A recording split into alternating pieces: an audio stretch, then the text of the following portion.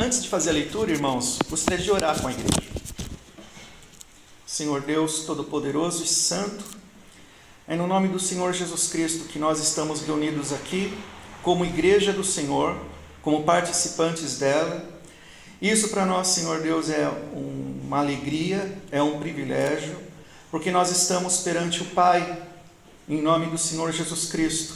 O Senhor que, com sua morte, rasgou o véu e agora podemos entrar na Tua presença poderosa e santa, para sermos recebidos pelo Senhor com nossos louvores, as nossas orações, nossas ações de graças, e para que o Senhor exerça sobre nós a Tua vontade, o Teu senhorio, e nos santifique, e nos abençoe, e nos perdoe pelos nossos pecados.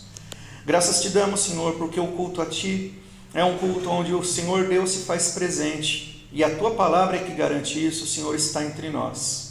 Então eu peço que por Tuas misericórdias e em nome do Senhor Jesus, o Senhor abençoe esta igreja, o Senhor receba o nosso culto, o Senhor faça com que essa igreja que está fazendo aniversário nesse mês seja uma igreja abundante, frutífera, que ela multiplique a Tua graça por essa cidade, que as famílias que estão aqui representadas levem adiante a Tua graça, a Tua palavra, e seja produzida salvação para a glória do Teu próprio nome, Senhor.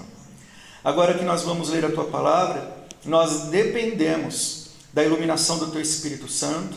A palavra é Tua, não é palavra de homens. Foi o Senhor quem deu a palavra ao Teu povo, à Tua igreja, e nós agora, Senhor Deus, estamos exercendo a nossa função perante o Senhor, de ler a Tua palavra, de pregá-la, mas para isso dependemos do Senhor mesmo, nos capacitando, nos conduzindo, nos fazendo entender as Escrituras.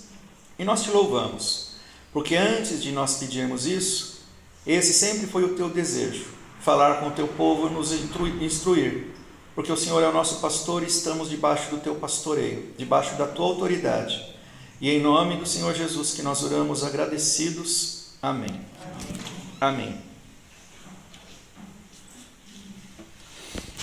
O texto, então, tem um título, que não faz parte das Escrituras, é só uma maneira de organização do texto, que é Os Discípulos no Caminho de Emaús, texto de Lucas, capítulo 24, e nós vamos ler, então, dos versos 13 até o verso 34. E quem tiver Bíblia, eu vou pedir para os irmãos que têm Bíblia para manter a Bíblia aberta, porque a gente vai fazer uma exposição do texto, examinando parte por parte. Então nós vamos voltar para o texto na sequência. Leiamos. Naquele mesmo dia, 2 deles estavam de caminho para uma aldeia chamada Emaús, distante de Jerusalém 60 estádios. E iam conversando a respeito de todas as coisas sucedidas. Aconteceu que enquanto conversavam e discutiam, o próprio Jesus se aproximou e ia com eles. Os seus olhos, porém, estavam como que impedidos de o reconhecer. Então lhes perguntou Jesus: que é isso que vos preocupa? E de que ides tratando à medida que caminhais? E eles pararam entristecidos. Um, porém, chamado Cleopas, respondeu dizendo: és tu o único, porventura, que tendo estado em Jerusalém, ignoras as ocorrências desses últimos dias? Ele lhes perguntou: quais? E explicaram o que aconteceu a Jesus, o Nazareno, que era varão, profeta, poderoso em obras e palavras, diante de Deus e de todo o povo, e como os principais sacerdotes e as nossas autoridades o entregaram para ser condenado à morte e o crucificaram. Ora, nós esperávamos que fosse ele quem havia de redimir a Israel, mas depois de tudo isso, e é já este o 3º dia, desde que tais coisas sucederam, é verdade também que algumas mulheres das que conosco estavam nos surpreenderam tendo ido de madrugada ao túmulo, e não achando o corpo de Jesus, voltaram dizendo terem tido uma visão de anjos, os quais afirmam que ele vive. De fato, alguns dos nossos foram ao sepulcro e verificaram a exatidão do que disseram as mulheres, mas não o viram. Então lhes disse Jesus: ó nécios e tardos de coração, para crer tudo o que os profetas disseram. Porventura não convinha que o Cristo padecesse e entrasse na sua glória? E, começando por Moisés, discorrendo por todos os profetas, expunha-lhes o que as Escrituras, o que a seu respeito constava em todas as Escrituras. Quando se aproximavam da aldeia para onde iam, fez ele menção de passar adiante, mas eles o constrangeram, dizendo: fica conosco, porque é tarde, e o dia já declina, e entrou para ficar com eles. E aconteceu que, quando estavam à mesa, tomando ele o pão, abençoou-o, e tendo-o partido, lhes deu. Então se lhes abriram os olhos, e o reconheceram, mas ele desapareceu da presença deles. E disseram um ao outro: porventura não nos ardia o coração, quando ele pelo caminho nos falava, quando nos expunha as Escrituras? E na mesma hora, levantando-se, voltaram para Jerusalém, onde acharam reunidos os doze e outros com eles, os quais diziam: o Senhor ressuscitou e já apareceu a Simão. Então os dois contaram o que lhes acontecera no caminho, e como fora por eles reconhecido no partir do pão. Amém. Esse texto aqui, a gente tem o costume de fazer devocional lá em casa, com bastante regularidade. E não faz muito tempo nós fizemos as nossas devocionais no Evangelho de Lucas. E quando nós chegamos nesse texto, antes da gente discorrer sobre o texto, esse texto já chama a atenção por causa de uma coisa, um aspecto dele estrutural. É um texto maior do que as demais narrativas de Lucas. Lucas, nesse Evangelho, ele resolve, inspirado pelo Espírito Santo, movido pelo próprio Deus, contar essa passagem, esse acontecimento, depois da ressurreição de Jesus, com muito mais detalhes do que a maioria das outras narrativas no próprio Evangelho de Lucas. E então me pergunto, por quê? Nada na Bíblia está por acaso. Então, por que será que essa narrativa aqui, esse texto que nós acabamos de ler, é tão detalhado? Ele é mais longo em palavras do que a maioria dos textos das perícopes no Evangelho de Lucas. Então, a primeira coisa que a gente tem que observar nesse texto, antes de analisar o texto, na esperança de que Deus, então, fale com a igreja nessa noite, a primeira coisa é que o contexto aqui é a manhã do domingo. O domingo que Jesus tinha acabado de ressuscitar. Então, o Senhor já tinha aparecido às Marias, a Maria Madalena, Maria mãe de Tiago e a Joana. O túmulo estava vazio. Essas Marias, quando presenciaram que Jesus não estava mais no túmulo, o túmulo estava vazio, foram avisar os discípulos, e isso está no texto imediatamente anterior do que nós lemos, e os discípulos do Senhor Jesus, que conviveram com ele e foram treinados por ele ao longo de 3 anos, os discípulos desacreditaram no testemunho daquelas mulheres. Na verdade, eles não acreditaram. Eles desacreditaram no testemunho delas e trataram o relato de que Jesus não estava mais no túmulo, de que ele tinha ressuscitado. Os discípulos trataram isso como delírio. Os discípulos, no primeiro momento, não acreditaram na ressurreição do Senhor Jesus. O texto também diz que Pedro foi conferir o sepulcro e não encontrou o corpo. Só que o texto descreve a reação de Pedro num primeiro momento, que ele não viu o corpo, não tinha nada no sepulcro, mas ele ficou maravilhado. Só que o maravilhado não é uma conotação positiva. Ele ficou estupefato, ele ficou confuso. Ele teve uma reação de espanto.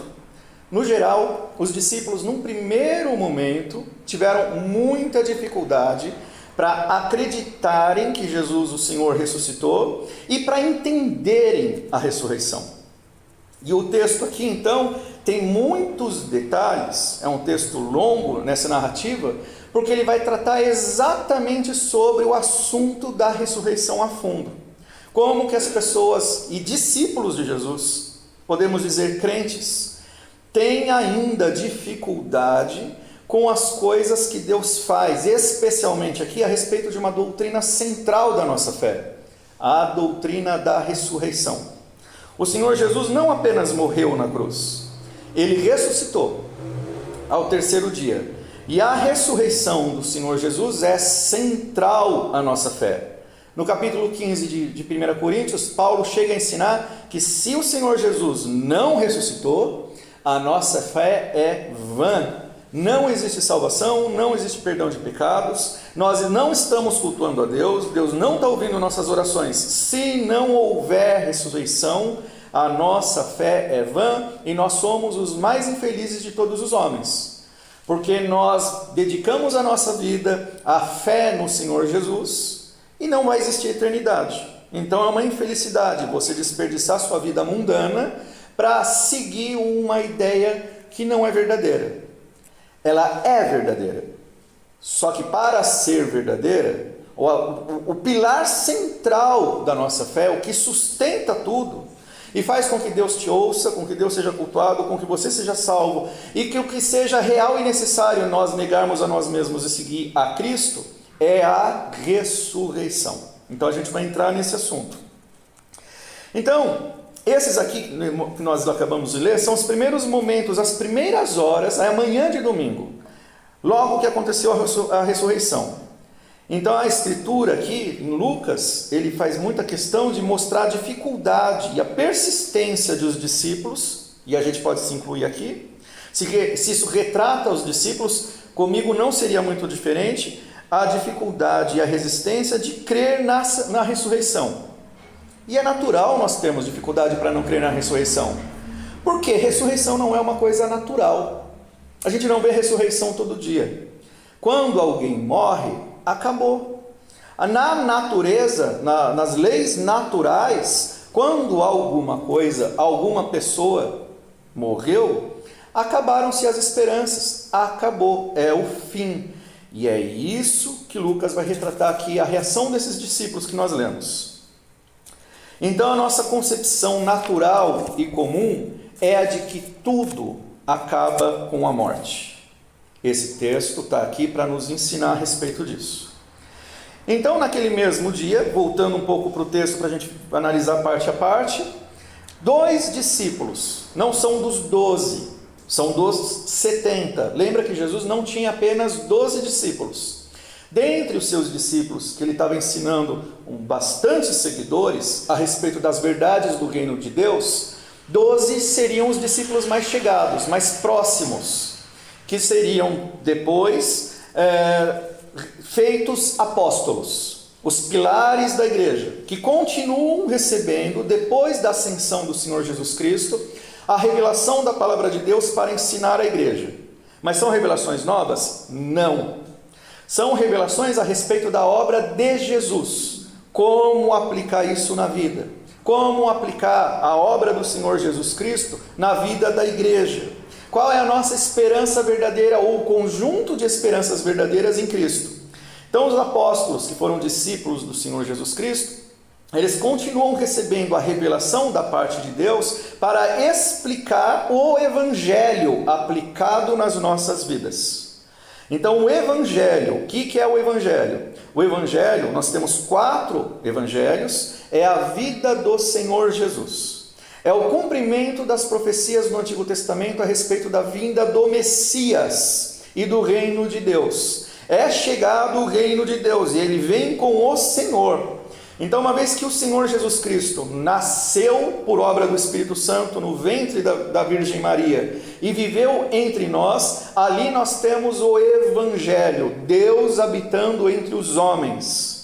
Deus como homem, completamente humano, não é Deus fingindo ser um homem, não é um faz de conta, ele é um mistério glorioso, o maior de todos os milagres que já poderia acontecer nesse mundo, e jamais vai acontecer algo tão grandioso, porque o próprio Deus esvaziou-se da sua glória, como ensina Filipenses capítulo 2, fez-se homem em obediência ao Pai e veio viver entre nós para cumprir o seu ministério de ser o Cordeiro enviado por Deus para tirar o pecado do mundo. A propósito da vida de Jesus era viver entre nós para ser levado à cruz, para morrer na cruz, para ser sacrifício. Esse era o destino de Jesus.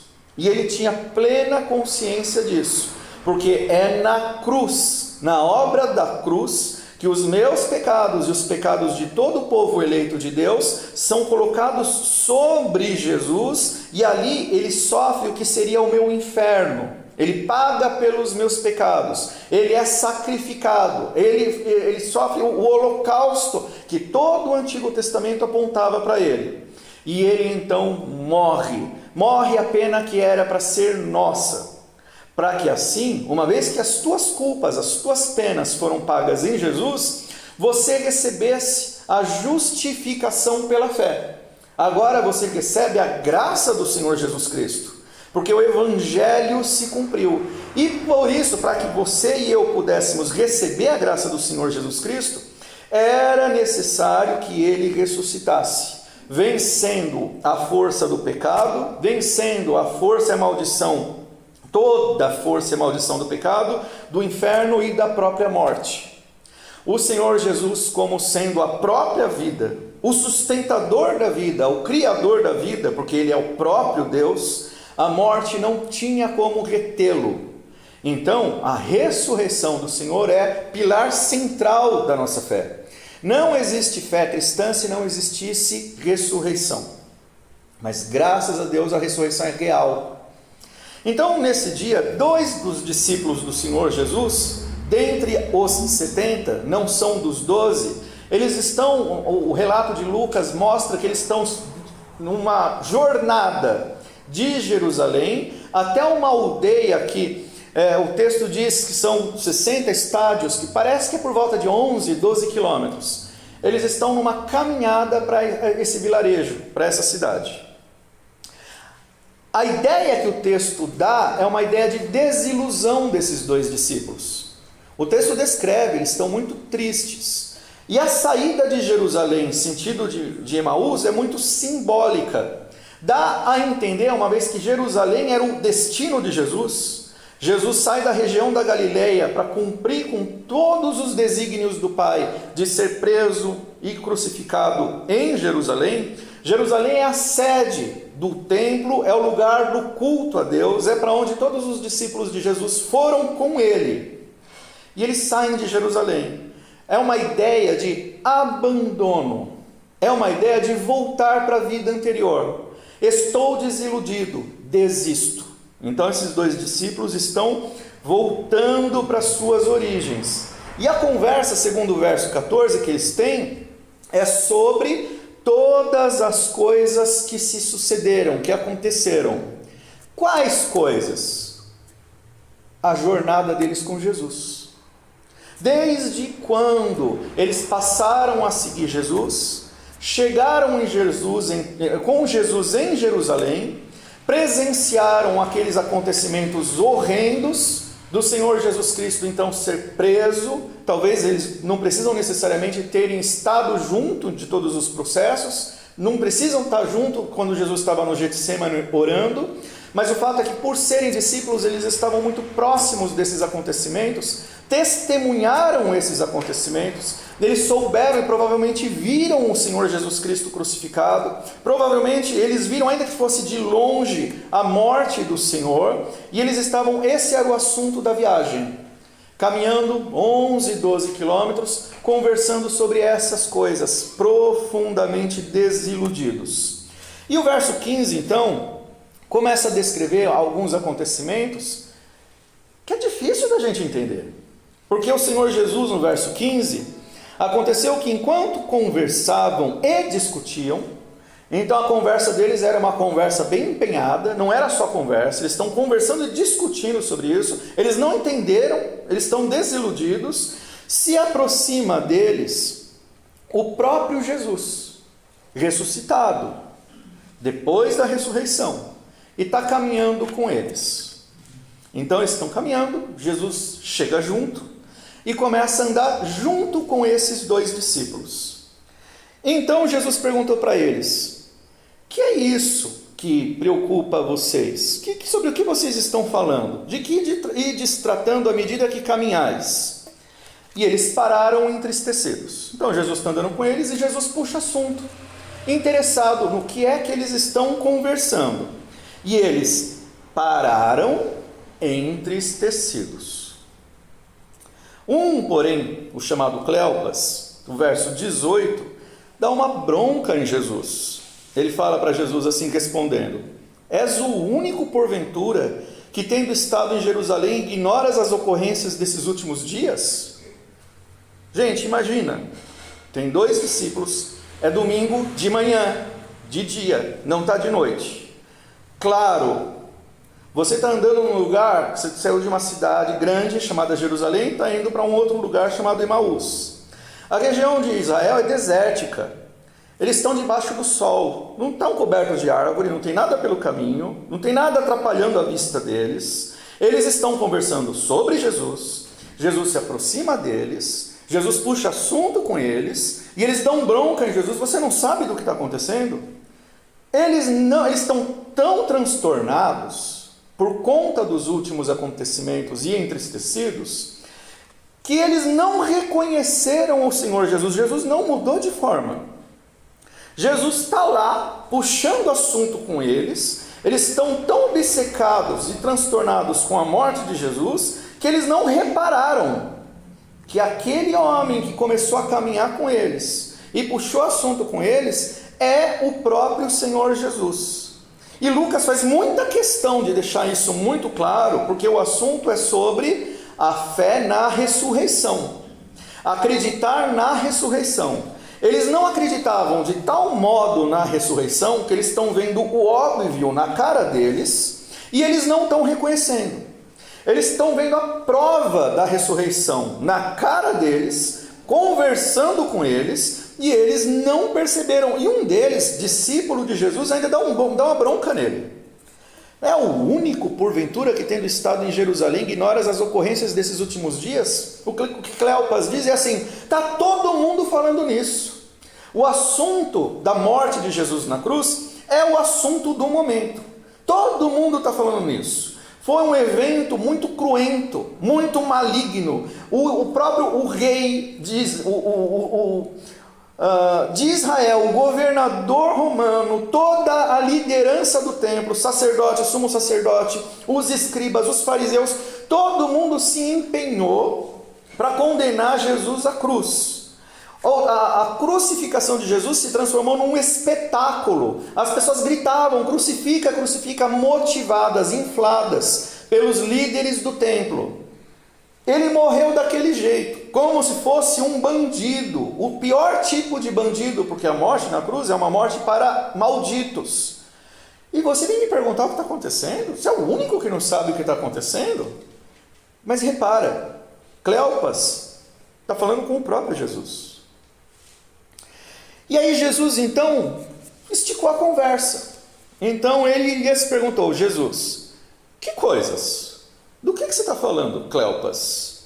E aí então os 2 discípulos explicaram o quê? Lucas coloca detalhes. Eles sabem das coisas. Eles explicaram o que aconteceu com Jesus, o Nazareno. Então sabe de onde Jesus veio, ele é o Nazareno.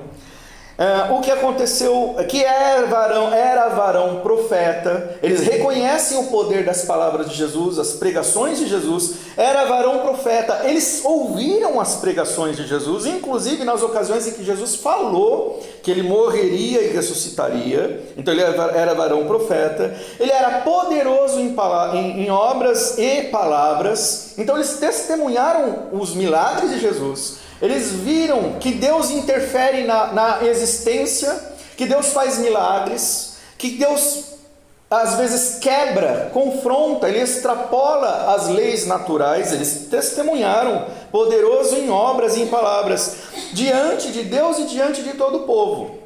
Isso aqui é o testemunho dos 2 discípulos. E também, eles estão dizendo para Jesus, e também como os principais sacerdotes e as nossas autoridades, então autoridades religiosas e autoridades do Estado, de Roma e de Israel, como as autoridades o entregaram para ser condenado à morte e crucificado. E o crucificaram. Então eles deram todo o relato do que aconteceu. Eles estão falando para o próprio Senhor Jesus ressuscitado.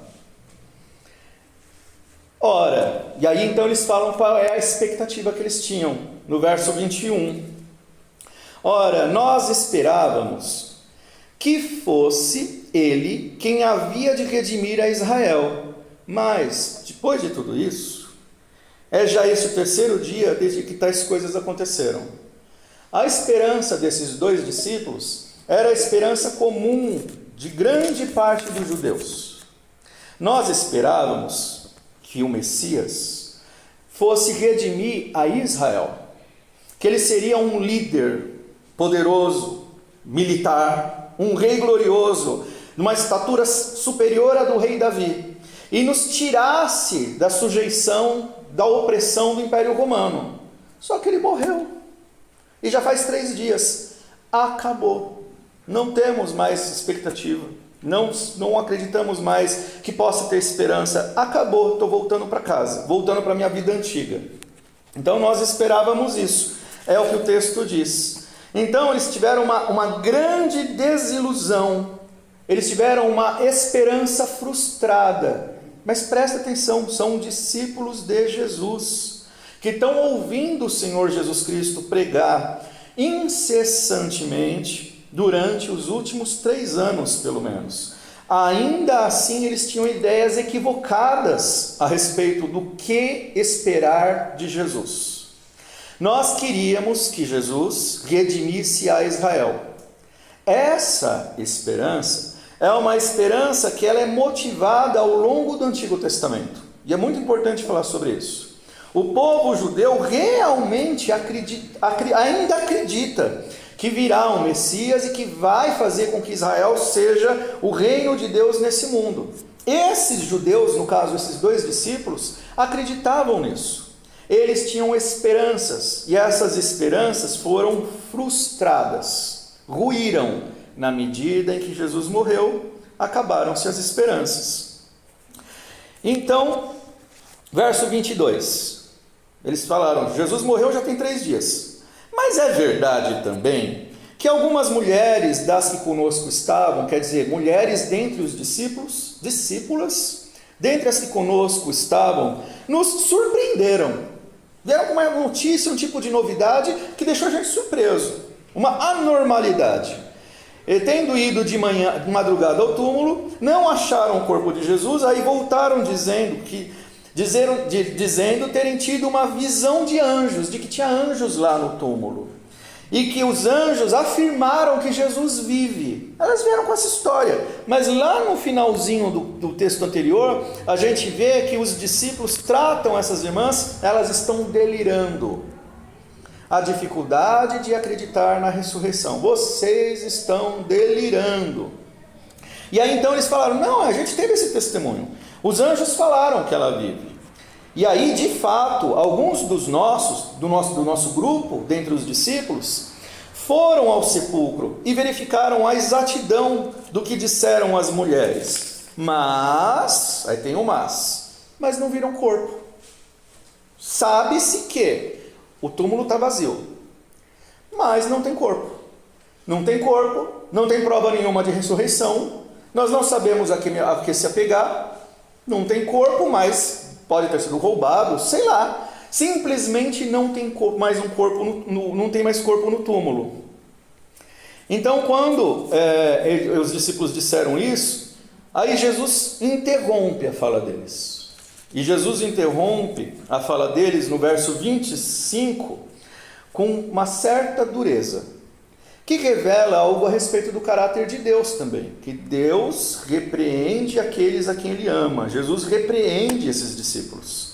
Ele fala assim, ó nécios e tardos de coração, para crer tudo que os profetas disseram.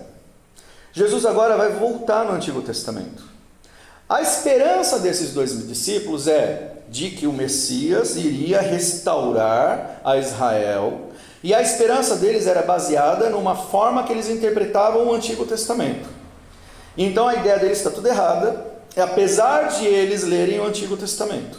Agora então Jesus dá uma bronca neles: nécios é tolos, vocês são tolos, e são tardos de coração, vocês são tardios, vocês demoram para crer em tudo que os profetas disseram.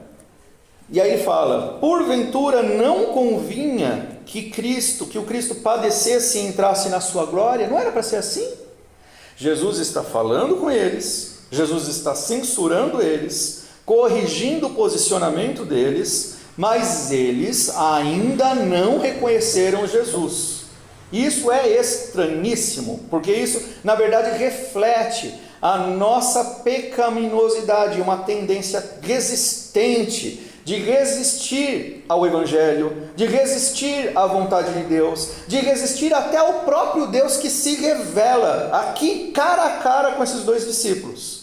E eles estão tão obcecados numa esperança que eles criaram que era errada, que eles não estão percebendo o óbvio.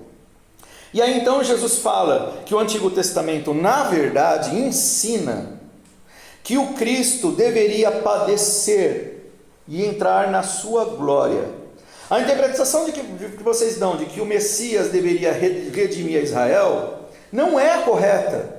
A verdadeira interpretação dos textos é: convinha que o Cristo padecesse, é isso que o Antigo Testamento vai ensinar, e entrasse na sua glória. E aí Jesus, verso 27, começa a discorrer de todo o Antigo Testamento para explicar isso. Começando por Moisés, discorrendo por todos os profetas, expunha-lhes o que a seu respeito constava em todas as Escrituras. Então o Senhor Jesus Cristo passa a usar a Bíblia, que até então a Bíblia que existia nessa época ainda era só o Antigo Testamento. Ainda não existia o Novo Testamento. Os apóstolos ainda não tinham escrito nenhum evangelho, nem os discípulos dos apóstolos, nem o texto do Novo Testamento ainda tinha sido dado. Então é o primeiro momento depois da ressurreição. E Jesus dá aula de Bíblia para esses dois discípulos. Esses dois discípulos são discípulos, foram treinados por Jesus e aparentemente, num primeiro momento, estão dando um fruto ruim. Então Jesus corrige, ensinando, expunha tudo o que a respeito dele, do próprio Cristo, as Escrituras diziam, ensinavam. O Senhor Jesus ensinou os seus discípulos, e esse ensino deve ser um ensino para toda a igreja. Nós somos discípulos do Senhor Jesus. O assunto de toda a Escritura é Cristo. Quando nós lemos qualquer texto do Antigo Testamento, ainda que seja sobre a lei, sobre templo, sobre a condução de Deus do povo, seja em cativeiro ou em liberdade, sempre são lições a respeito de Cristo, de quem é o Senhor. Toda vez que nós lermos a Bíblia e não identificarmos a glória do Senhor Jesus Cristo, a revelação a respeito de quem Ele é, ainda que seja por meio de tipos e sombras que Hebreus ensina sobre isso, a nossa leitura vai ser esvaziada do sentido correto. Nós corremos o risco de fazer o que esses dois discípulos fizeram: criar ilusões. Muitas vezes usando a própria Bíblia para inventar idolatria, colocando o nosso coração e nossas esperanças em algo que nós mesmos criamos, através de interpretações equivocadas, seja até mesmo das Escrituras. Mas Jesus então passa a ensinar o que constava a seu respeito em todas as Escrituras. Aí então, quando eles se aproximaram da aldeia de Emaús, do local para onde esses dois discípulos estavam viajando a pé, o Senhor Jesus então fez menção de que continuaria o caminho dele. Os dois falaram: a gente vai ficar em Emaús, Jesus, eu vou continuar meu caminho. Ele fez menção. Só que eles o constrangeram, dizendo: fica conosco, porque é tarde, e o dia já declina, já está começando a ficar tarde. Quer dizer, essa jornada demorou horas. Essa conversa foi ao longo de muitas horas. Então, o que era para uma jornada de 12 quilômetros a pé, 3 horas de caminhada, demorou muito mais tempo. Por quê? Porque esses discípulos de Jesus estavam conversando. O texto até diz que eles pararam entre esteceros. Então foi uma aula de Bíblia de horas e horas durante esse domingo, em que o Senhor Jesus Cristo ensinou para esses discípulos que não estão reconhecendo Ele, e Ele não mudou de aparência, não o reconheceram, tardos de coração. O Senhor Jesus, apesar da incredulidade deles, se dedicou a ensinar a eles a Escritura. Vamos dar uma pausa aqui. Qualquer um de nós, é fácil imaginar o que aconteceu. Você está diante de alguém que você viu até 4 dias atrás, porque tem 3 dias que Jesus morreu. Até 4 dias atrás, você convivia com Jesus, você comia com Jesus, você viajou com Jesus, você passou vários dias ao longo dos últimos 3 anos com Jesus, você conhece Jesus. É fácil de saber quem é. Imagine uma pessoa muito próxima de você.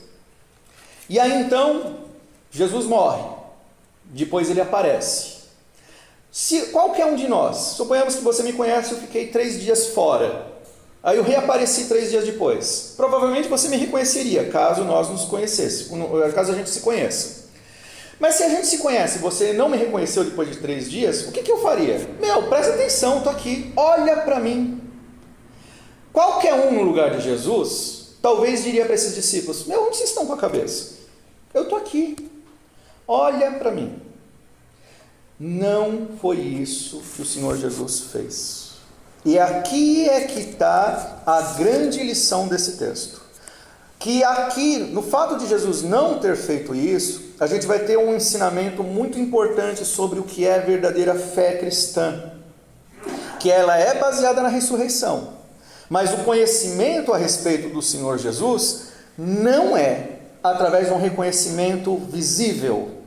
Era o Senhor Jesus na presença daqueles 2 homens, mas o que Jesus não fez, e qualquer um de nós faria, ele não disse, ei, olha para mim, presta atenção, eu estou aqui. O Senhor Jesus não fez isso, que para nós seria óbvio. Ao invés disso, o que foi que ele fez? Ao invés disso, ele não disse, olhem para mim. Ao invés disso, ele fez, olhe para a Escritura. Ao invés do Senhor Jesus Cristo falar, olhe para mim, que seria o óbvio, ele está falando para os discípulos, olhe para as Escrituras. Embora o Senhor Jesus estivesse ali com eles, não é vendo Jesus que nós o reconheceremos. Até porque muitas das pessoas que gritaram crucifica, viram milagres de Jesus, ouviram as pregações de Jesus. Muitas das pessoas, aliás, todas as pessoas, que viram os grandes sinais na saída do Egito, e viram as 10 pragas, e viram o mar se abrindo, na primeira oportunidade se curvaram diante de um ídolo. Ver não é fonte de fé. A prova que você pode tocar não é prova de fé. Não vai te fazer conhecer a Deus de verdade. O que necessariamente faz com que nós conheçamos a Deus e desfrutemos de quem Deus é e tenhamos uma espiritualidade verdadeira, uma fé verdadeira, nunca vai ser o que a gente atesta, o que a gente vê, o que a gente toca, o que a gente ouve. Sempre será a palavra de Deus. Jesus não disse, olhe para mim. Presta atenção no texto. O que seria o óbvio? Jesus disse, olhe para a Escritura. E mais, ele fez olhar para a Escritura. Ele explicou a Escritura. Ele conduziu os discípulos naquela assimilação dos textos. E o texto diz que toda a Escritura, toda a respeito dele constava em todas as Escrituras. Conhecemos a Deus por meio de uma forma. Conhecemos a Cristo por meio de uma forma. A palavra de Deus. Somente a palavra de Deus. Nem se nós víssemos o Senhor Jesus Cristo, nós não conheceríamos como nós o conhecemos através da exposição das Escrituras. É pela Escritura que vem a fé. É pela Escritura que Deus se revela. Tanto é que João explica a respeito de Jesus Cristo, dizendo que ele é a Escritura. Ele é o Logos, a palavra de Deus, que tomou, se materializou, que se manifestou no meio dos homens, na figura do homem Jesus. Mas ele é a própria palavra de Deus caminhando entre os homens. E a gente vai ver um detalhe interessante. Então, quando os discípulos falaram que chegaram e Jesus disse que ia passar adiante, eles constrangeram Jesus dizendo: fica conosco, porque é tarde e o dia já está acabando, está ficando tarde. Jesus aceitou, ele entrou e entrou na casa para ficar com eles. Perceba, esse texto aqui é muito usado para se referir a Jesus: fica conosco, entra conosco. Esses discípulos estão falando para Jesus ficar, não sabendo e não reconhecendo que aquele era Jesus. É como se fosse uma pessoa que está caminhando com ele e simplesmente ensinando Bíblia. E eles gostaram. Fica conosco. E aí ele entrou. E o texto no verso 30 diz que aconteceu, uma vez que eles estão dentro da casa, provavelmente é a casa desses dois, que inclusive pode ser um casal de discípulos. Então aconteceu que quando estavam à mesa, já dentro da casa, o Senhor Jesus Cristo fez algo que fez com que eles percebessem. Ele tomou o pão da mesa, como o Senhor Jesus Cristo tinha o costume de fazer, isso era habitual do Senhor Jesus Cristo. Então tomou o pão, abençoou o pão e partiu e deu para eles, para os discípulos. Jesus fez aquele ato simples que ele costumava fazer e que instituiu, estabeleceu a ceia do Senhor, um sacramento. Pegou o pão, partiu, deu para um, deu para o outro. Nesse gesto de Jesus, os olhos deles então se abriram e daí eles reconheceram. Só que quando eles reconheceram ao Senhor Jesus Cristo, o texto diz que ele desapareceu da presença deles. O Evangelho não vai gastar nenhuma palavra para explicar como foi esse desaparecimento. Porque dentro de tanto detalhe que Lucas coloca no texto, fica óbvio para Lucas que isso não importa. A gente pode especular, e especulações muito plausíveis. O Senhor Jesus Cristo que desapareceu ali, ressuscitado, ele era verdadeiramente ressuscitado. Então ele estava ali em carne e osso, certo? Um corpo físico que ele tinha, aquele mesmo corpo que nasceu da Virgem, aquele mesmo corpo com o qual ele viveu entre os homens, caminhou entre os homens, o mesmo corpo que foi crucificado. A gente vê em outra passagem, quando ele dá provas de que ele ressuscitou para Barnabé, deu branco, para um dos discípulos, né? De que Tomé, isso, ele fala Barnabé é Atos. Obrigado, irmão. Tomé, de que ele tinha marcas, ele tinha cicatrizes. É o mesmo corpo, é um corpo físico. Mas nós estamos vendo aqui o Senhor Jesus Cristo ressuscitado. Ele desapareceu. É Deus encarnado, Emanuel, Deus conosco. As leis da física, as leis naturais não se aplicam mais a ele. Espaço-tempo, tempo, essas coisas não podem conter o Todo-Poderoso. O Todo-Poderoso é que contém a criação. Ele é que é onipresente, ele controla tudo. Então nós vemos aqui em Jesus que ele simplesmente desapareceu. Por quê? Porque ele é o próprio Deus. E o texto não vai descrever como que isso aconteceu, mas o texto afirma, era corpo de fato, físico, ressuscitado. Mas ali ele desapareceu da presença deles. Quando então ele desapareceu, os discípulos falaram um para o outro: porventura não ardia o nosso coração quando ele pelo caminho nos falava, quando nos expunha as Escrituras? Eles se deram conta de como eles foram tolos. Jesus o caminho todo estava com eles. Eles não perceberam. E Jesus no caminho todo, falando com eles, o coração dele aquecia. A ideia aqui é de que a ovelha do Senhor reconhece a voz do seu pastor. A ideia aqui é de que o Senhor estava falando com eles e as palavras do Senhor Jesus Cristo atingiam a sua alma, aqueciam o seu coração. Não são eles que estão aquecendo o próprio coração, são as palavras ditas pelo Senhor Jesus. E as palavras que o Senhor Jesus Cristo está dizendo não é sobre eles.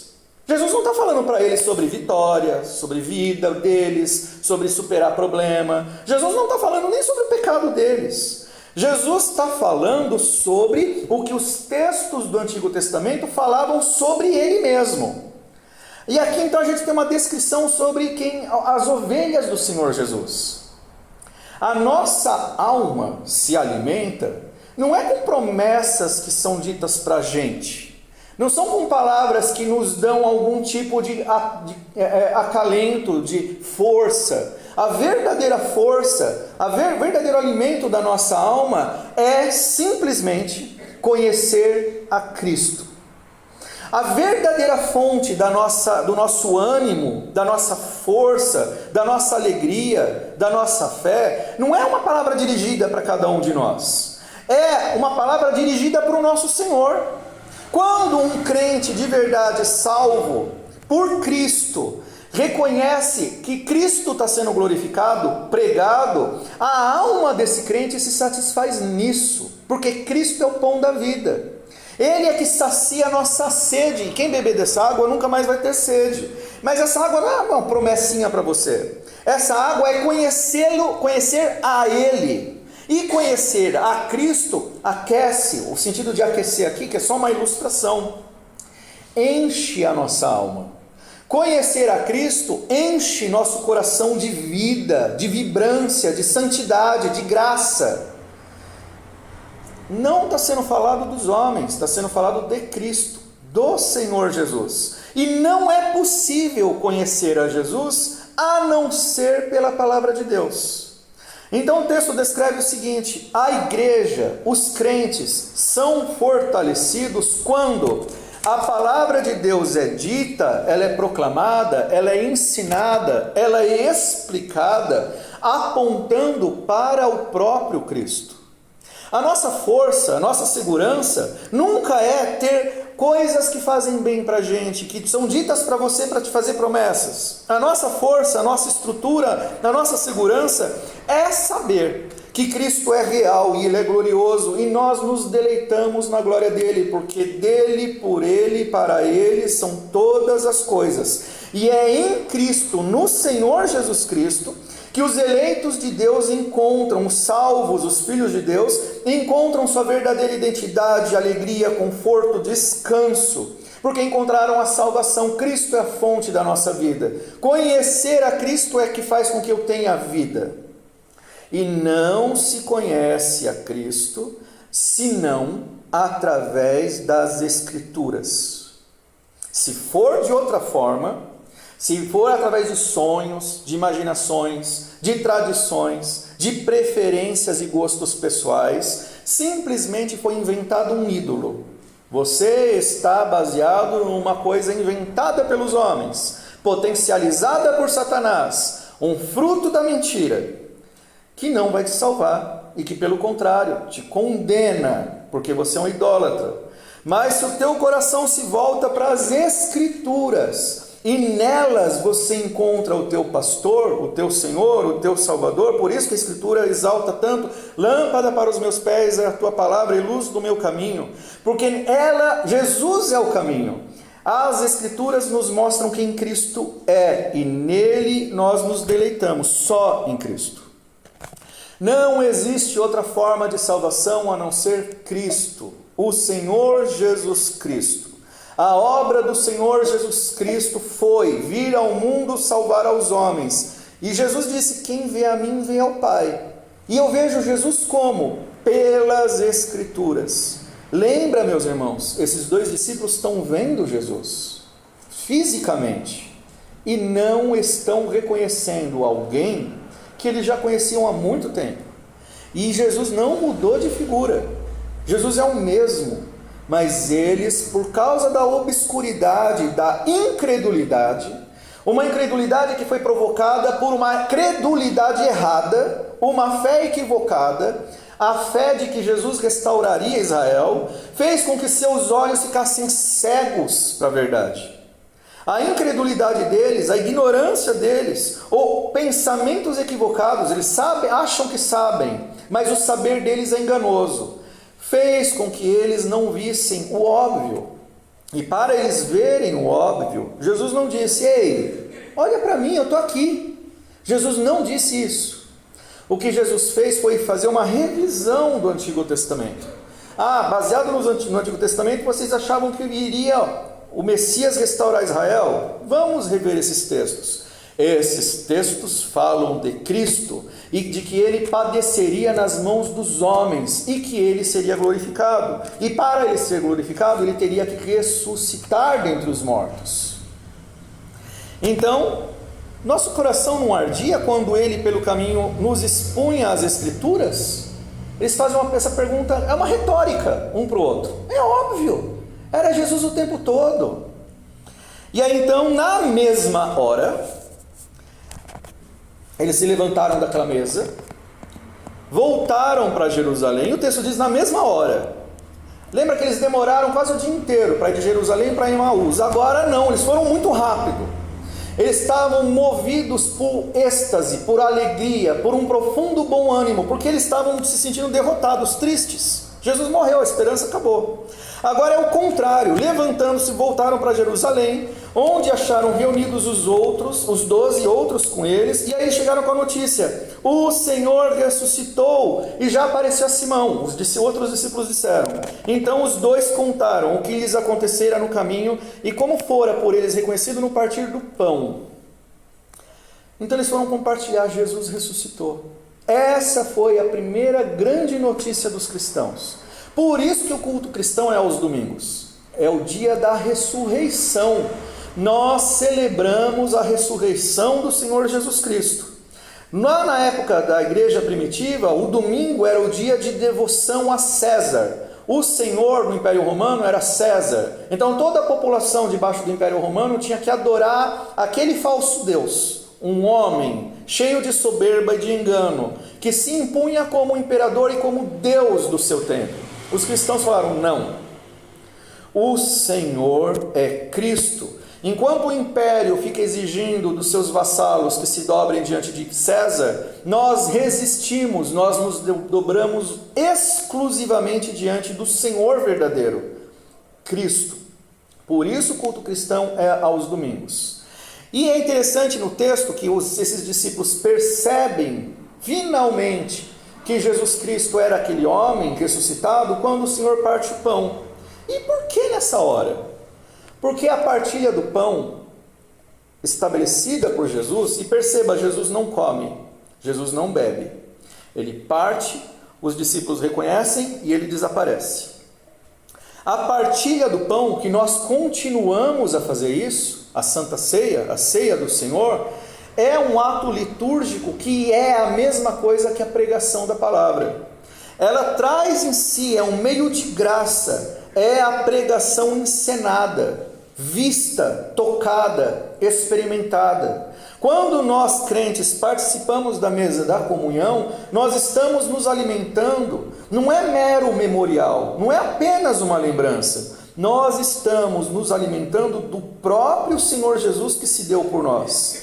E nesse momento aqui que esses discípulos, a ficha caiu, os olhos abriram, era Jesus diante deles. O tempo todo eles achando que não era, que era qualquer um, que Jesus morreu, que acabou, que não tem mais esperança. E então eles se deram conta de o quanto eles estavam equivocados, porque o próprio Senhor Jesus pregou, fez eles entenderem, e depois de terem então entendido, Jesus então fez com que os seus olhos abrissem no partir do pão.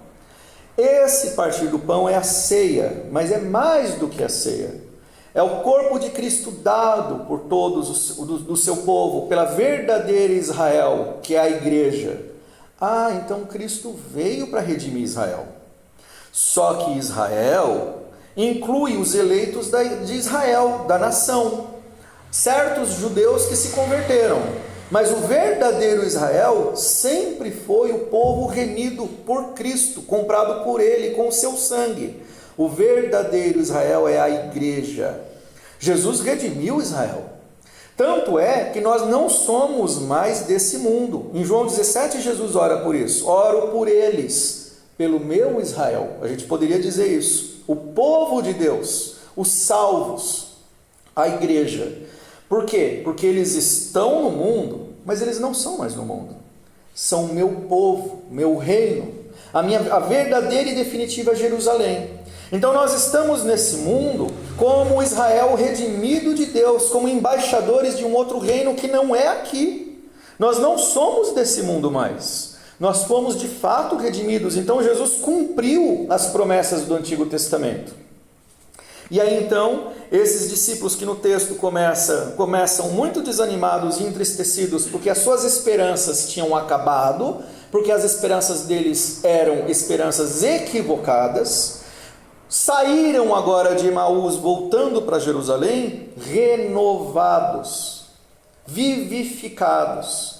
A esperança que tinha acabado num dia, numa conversa com o Senhor Jesus no caminho, num partir do pão, foram completamente renovadas, transformadas, e eles foram para Jerusalém transbordando de alegria, de exultação. Por quê? Porque o Senhor Jesus Cristo ressuscitou. E ao contrário do que eles estavam pensando, a fé deles não é frustrada. Ao contrário do que eles estavam pensando no começo, Jesus não falhou. Jesus venceu. E essa vitória do Senhor Jesus Cristo é para todo o povo dele. E aí vem algumas aplicações do texto. A primeira aplicação que eu quero destacar desse texto: tenha as expectativas certas. É muito tentador e é muito fácil a gente ter expectativas erradas. Nós somos pressionados pelo mundo, pelas circunstâncias, pelo nosso coração que continua sendo pecador, enganoso, uma fábrica de ídolos. Eu não posso confiar nem no meu coração, não posso confiar na minha imaginação. Esses discípulos eram crentes, ensinados pelo Senhor Jesus Cristo ao longo, o melhor de todos os mestres de Bíblia, ao longo dos últimos 3 anos, e estavam equivocados. Na hora que eles foram submetidos a um teste de fé, eles fracassaram miseravelmente. Quando o Senhor Jesus Cristo estava na cruz, morreu, e agora passaram já 3 dias que ele morreu, eles desistiram. Estão voltando para Emaús, fracassaram, porque criaram expectativas erradas, pressionados pelas circunstâncias. Então a primeira aplicação é: não tenha expectativas erradas, não creia nem no teu coração.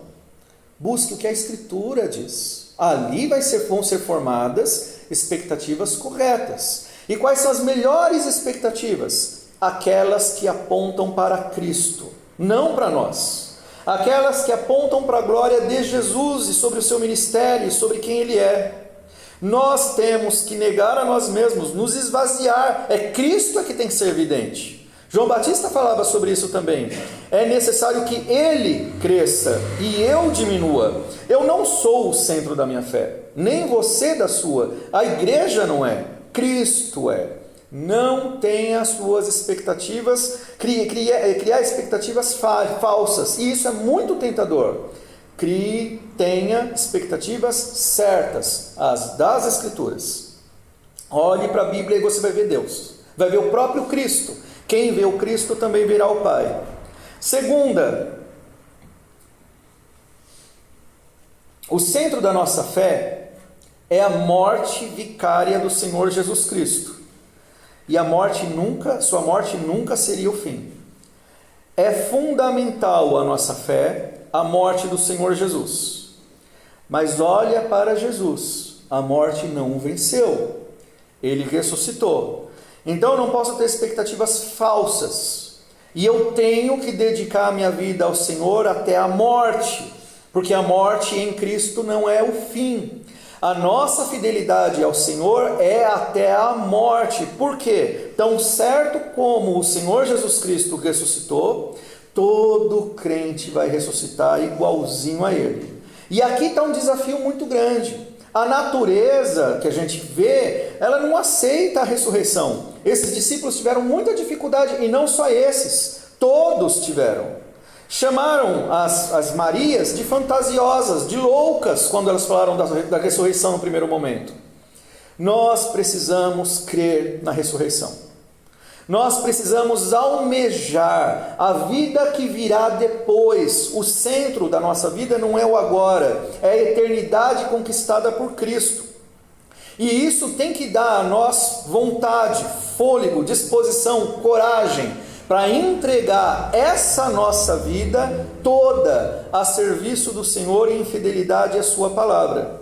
O chamamento dos cristãos não é para resolver problemas. O chamamento dos cristãos é para entregar a sua vida para Cristo por inteiro, viver por Ele, porque a tua vida agora pertence a Ele. Então, certo como Ele ressuscitou, os crentes ressuscitarão também. A morte, então, não é o fim. A morte não acaba com as coisas, mas nós temos que pregar para outras pessoas e procurar, na medida da nossa força, com que elas compreendam quem é Cristo enquanto existe vida. Mas a minha vida não acaba com a minha morte. A minha vida está preservada para a glória de Deus. Nós ressuscitaremos, e quando ressuscitarmos, vai ser com um corpo físico, não é meramente espiritual. Uma outra aplicação do texto: olhe para Jesus.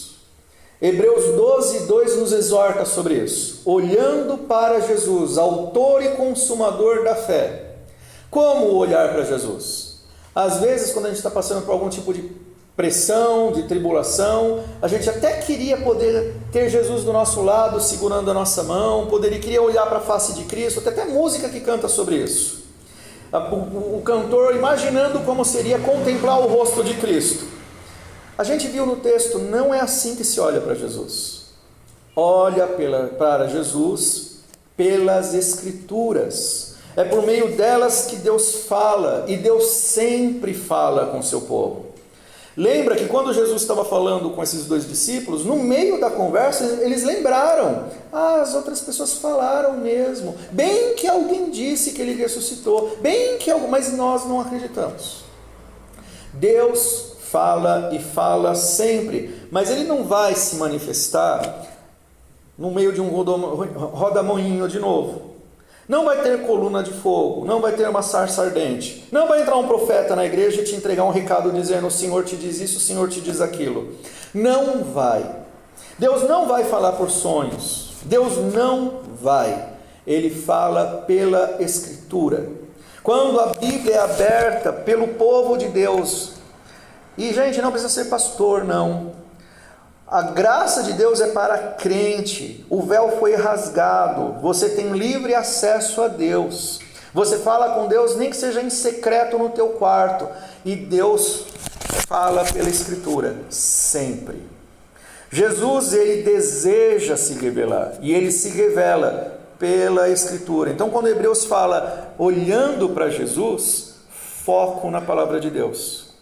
O ministério da igreja é o ministério da pregação e do ensino da palavra de Deus. E agora, sabedores sobre quem é Jesus e o que Ele fez, que Ele veio ao mundo em cumprimento dos desígnios do Pai, para nos salvar como cordeiro que foi oferecido em holocausto, morreu na cruz e ressuscitou, sabendo quem é Jesus, eu tenho um caminho seguro por onde trilhar. E que não vacila, os nossos pés não vacilam, o caminho é seguro. Ninguém vem ao Pai a não ser por Cristo. E Jesus está dizendo: venha por Cristo, venha pela palavra, você não tropeçará. É um caminho seguro, que chega no destino determinado pelo próprio Deus, a vida eterna.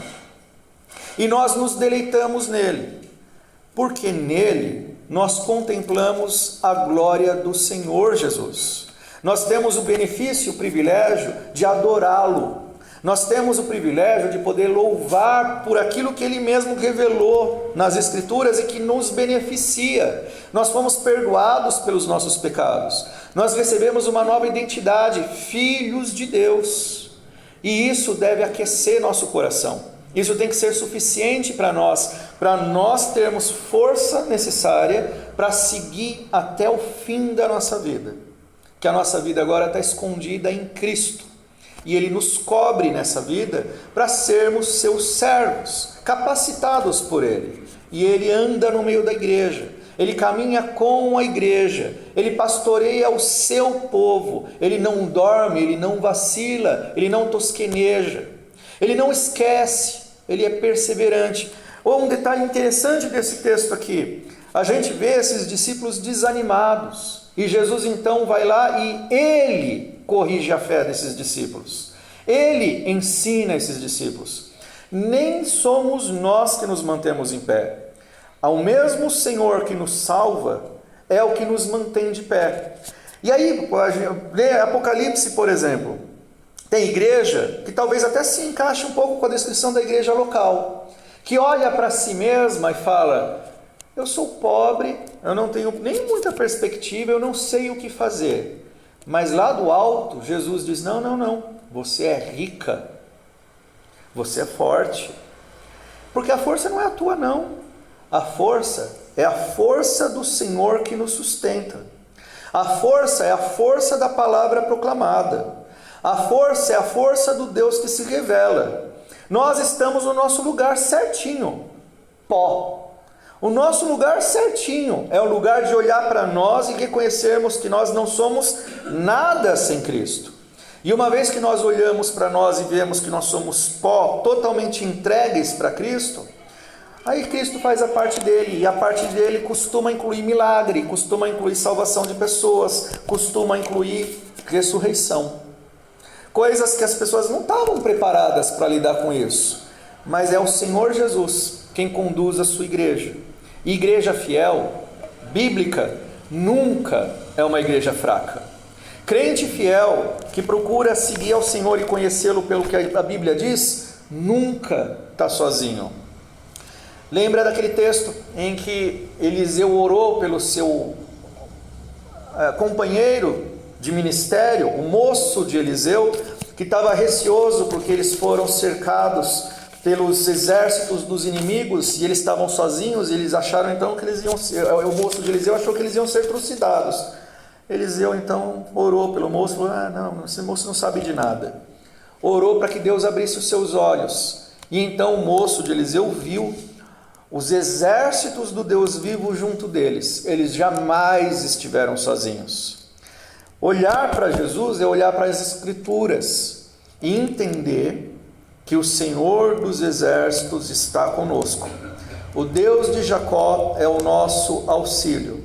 Ele é o Senhor dos exércitos, Ele luta conosco e luta por nós, porque nós somos um povo que foi comprado por Ele, particular dEle, precioso para Ele, custou muito caro o sangue dEle. Ele é o responsável pela salvação, e Ele, assim como foi responsável pela salvação, é o responsável por manter, por sustentar, por conduzir. Mas a nossa responsabilidade é olhar para Ele, é nos dirigir a Ele, é reconhecê-lo nas Escrituras.